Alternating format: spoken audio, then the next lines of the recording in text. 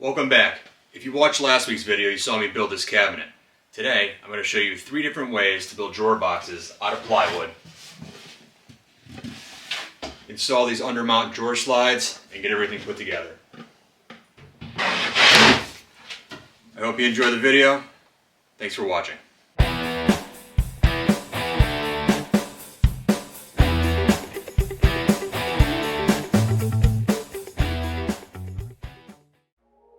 Before we build our drawers, I like to install the Undermount drawer slides. Having them in place will help us measure accurately for the actual dimensions of the drawers. Here I ripped down a couple pieces of 3-inch plywood, and I'm holding them up to the face frame and flush with the edge of the cabinet to mark the corners. This will help me mount the rear brackets for the Undermount drawer slides. Here I am securing the plywood to the back of the box after I've already installed the brackets that came with the drawer slides. The slides I'm using are just from Home Depot, nothing special. Here I am securing the drawer slides to the back of the box via the metal tabs and then screwing them to the front of the face frame. To determine the width of the drawer boxes, I simply measured between the drawer slides from the outside edge to the outside edge. The depth of the drawer boxes is simply going to be the size of the drawer slides. These are 21-inch slides, so it's going to be a 21-inch deep drawer box. Having my measurements, I then ripped down some 5/8-inch Baltic birch ply. 5/8-inch plywood is the widest plywood you can use with Undermount drawer slides. If you're using side mount drawer slides, you could use any size you want, including 3/4.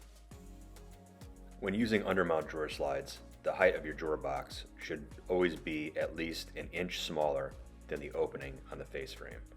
This will leave enough room underneath to accommodate the Undermount drawer slides and give you plenty of clearance up top.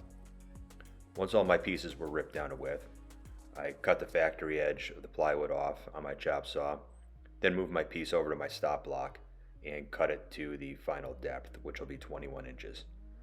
All the sides of the drawer boxes will be 21 inches deep, which again is the same size as the drawer slides. And then depending on the drawer box method, the front and back pieces will be different sizes to accommodate the width that I measured for. You'll see more of that later. Here I am setting up my dado stack to run a groove in all the drawer box pieces.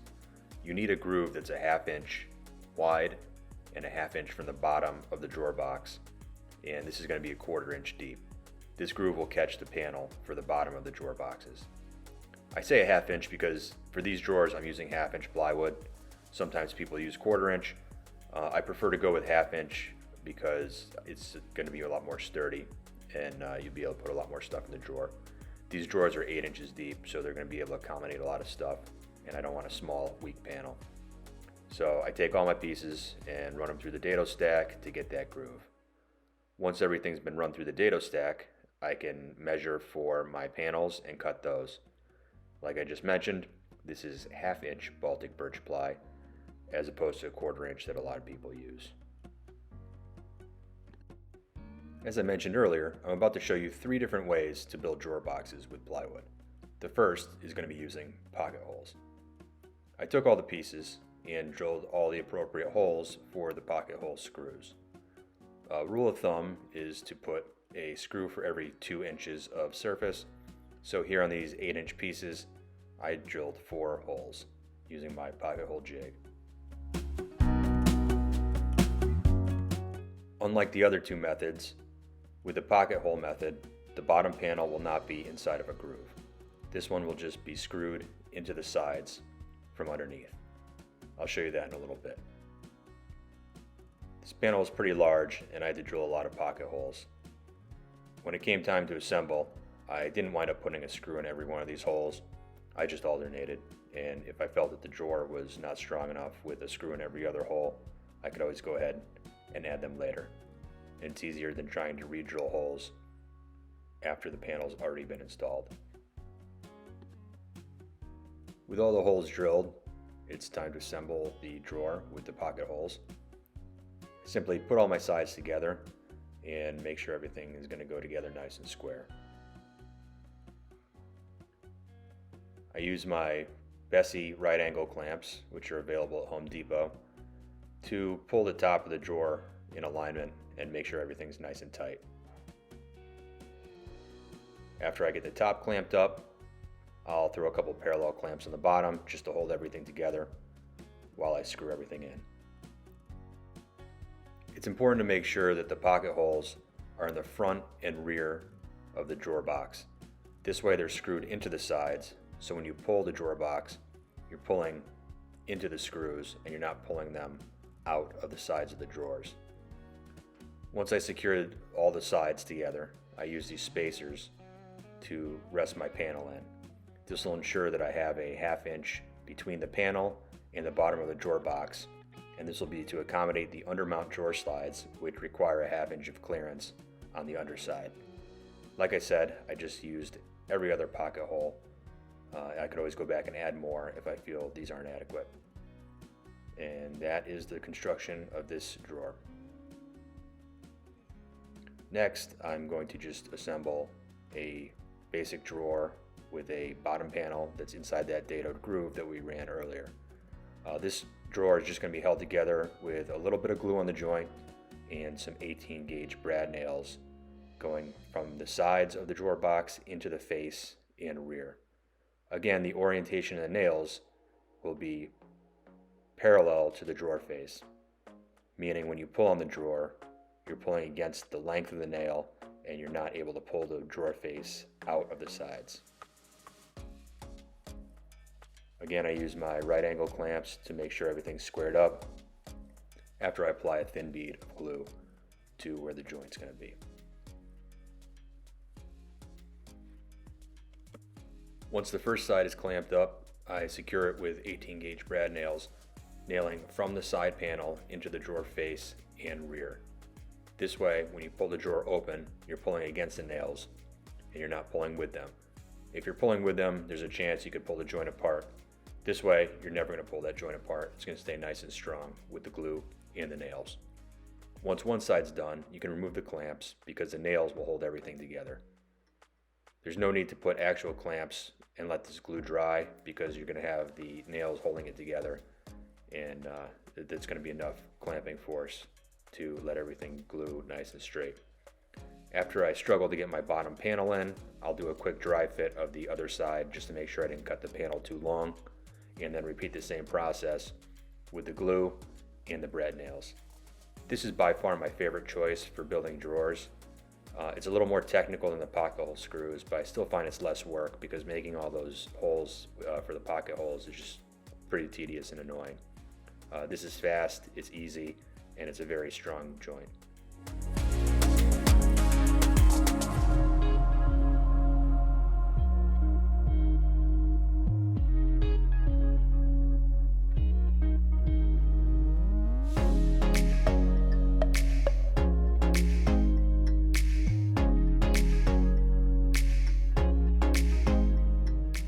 As you can see, this method produces a very clean, very sturdy drawer.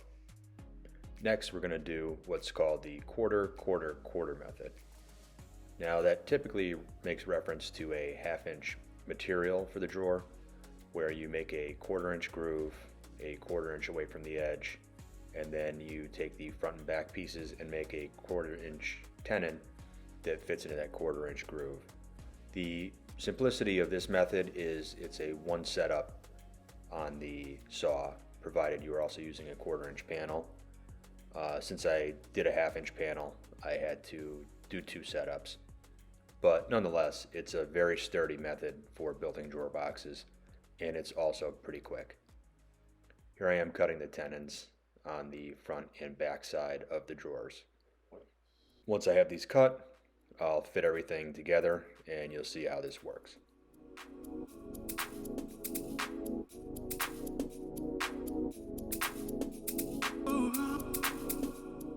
So like I just said, the sides have a 1/4 inch groove and the fronts have a 1/4 inch tenon, which lock together like this. Makes a nice sturdy square joint. We'll apply some glue to the inside of the groove and the outside of the drawer that's going to fit the drawer face and the drawer backs. You can see it better in this shot where the glue is being applied. It's just a thin layer, and I spread everything out with my finger, and then you could fit everything together. Once everything's glued up and fit together, I'm going to put the right angle clamps on to hold everything in place, and then I will put parallel clamps on both sides of this. Because there's no mechanical fasteners like pocket screws or the nails, this is going to have to be left in clamps to dry up. Typically, I like to let things sit in clamps while the glue is drying for at least a couple hours if time allows. Although the glue will be set in probably about a half an hour if I had to take the clamps off and use them for something else. Again, after installing the bottom panel, I always like to dry fit the final side just to make sure everything's going to go together properly. Make sure there's no adjustments needed to that panel. Again, there's only need for right angle clamps on one side, because if you have two sides that are 90 degrees, the other side is going to be perfectly square anyway. And here I am just throwing the clamps on, making sure everything's nice and tight, and then we'll let that sit for a couple hours before we move on to the next step. I mentioned earlier that all the panels are a ½ inch off the bottom of the drawer boxes, and that's because we're using undermount slides. We need a ½ inch of clearance to accommodate the drawer slides, which will be resting underneath the drawers. You also need to cut a small groove in the back for the drawer slide to attach in the back of the cabinet. You can use a flush trim saw, or you can do this previously when you're cutting out the drawer fronts and backs. I like to do it afterwards with my router. I just clamp a piece of plywood in there to use as a template and use a flush cut bit with a bottom mounted bearing. It's kind of messy, but you just keep a shop vac handy, clean everything up, and it works pretty well. These grooves are going to be about 2 inches wide. I think the instructions call for 1 7/8 inches, but the 1/8 inch isn't going to make a difference. And as you see, it's a nice clean groove in the back of that drawer. Alright, before we get these drawers installed, let's talk about putting some finishing touches on them real quick. I'm actually going to make different drawers for this cabinet when I figure out where its final resting place is going to be. I just made these 3 different ones to show you that there's many ways to build a drawer box. I hope it was helpful. And when I make the final drawers, I'm going to use either box joints or dovetails for the joinery. So if you have a preference, you want to see one or the other, make sure you leave a comment. Whichever one gets more comments, that's the one I'll do in the next video on making the finished drawer boxes for this cabinet.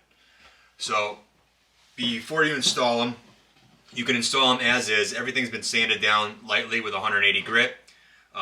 If I was going to finish these with a finishing product, I'd probably use some type of oil, linseed oil, Rubio Monocoat Pure, all that just need to be finished to 180 before you apply the finish.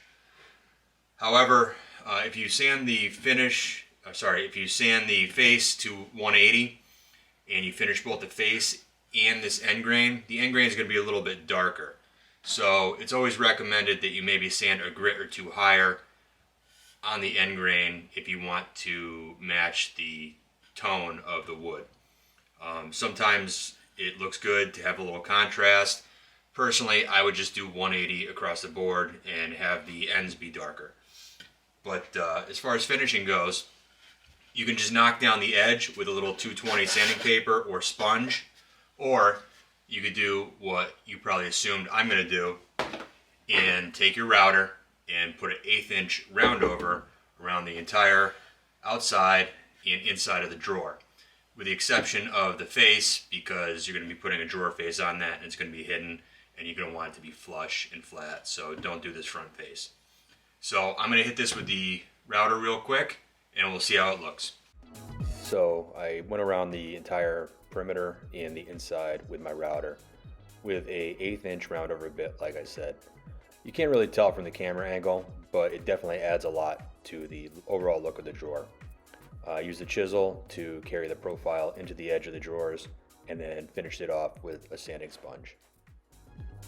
So as you can see, it's a subtle feature, but it does make a nice difference in the overall appearance of the drawer, especially when you put some kind of finish on it. It's really going to make the different layers of the plies pop and look really good for plywood. So let's get over to the cabinet and get these things installed. The last step to installing these drawer boxes is to drill a little hole to catch these little tabs on the drawer slides.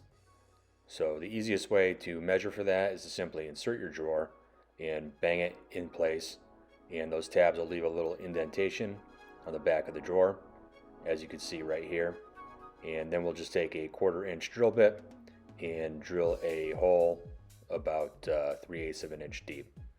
I go ahead and put a piece of masking tape on my drill bit to mark the proper depth, and then just drill the holes. It's very simple. And once this is complete, I flip the drawer box over and install the clips on the front of the drawer box, which will catch the front of the undermount drawer slides. These just go in with a couple of screws, and there's no pre-drilling needed because they're not very deep. There's no need to pre-drill since we're drilling into plywood, which is very unlikely to split. So I always just drive the screws directly into the bottom of the drawer to secure these fasteners. Once these fasteners are in place, we can go over to the drawer and get everything fitted permanently. With the drawer slides slightly out, I go ahead and rest the drawer box right on those grooves that we cut in the back panel, line everything up, and just slam it into place. You can then pull it back out and make sure the soft close function is working smoothly and that nothing is rubbing on the face frame or the inside of the cabinet. As you can see, it's a nice fit. Next, we're going to install some drawer faces on our drawer boxes. If you don't remember seeing me make the drawer faces, that's because you didn't. That's going to be a separate video that'll be out next week. I made shaker style drawer faces, which are very similar to the shaker style doors I made previously. I did show a couple different methods in making the drawer faces versus the drawers, and we're also going to be using a different material for the panel. Here I'm getting some 1/8 inch spacers to space out my drawer. It's designed to have a 1/8 inch reveal between the drawer faces as well as the top and the bottom. I only have one 1/8 inch setup block, so I use 2 of my spacers from my dado stack, which are a 1/16 inch wide, and putting them together it gives me an 1/8 inch. Once the drawer is in place, I take some GRK cabinet screws, which have a nice pan head on the back, and I screw them into the drawer from the inside of the drawer box. This is kind of tedious when you're working with a drawer and the space frame is so narrow. You can also do it from the back side, but either way it's kind of difficult. It helps if you pre-drill the cabinet screws into the back of the drawer box before you insert them. That way they're already threaded into the plywood. I didn't do that, so instead I just struggled. But here I am putting the spacers in between the drawers, so I have the proper reveal between the drawers, and once I have that, I can just secure them from the rear, just like the previous drawer. Once you have all the drawer boxes installed and all the drawer faces are installed on the drawer boxes, that's pretty much it. The only remaining step would be to install the drawer hardware, but I haven't selected the hardware that I'm going to use for this cabinet yet, so we'll save that for another video. So there you have it. Easy built cabinet with 3 different ways to build easy drawer boxes out of plywood. I hope you enjoyed the video. I hope you got a lot out of it. Oh, but wait, before we go, I forgot about a secret I didn't tell you about. In the toe kick of this cabinet is a secret hidden drawer. Check it out.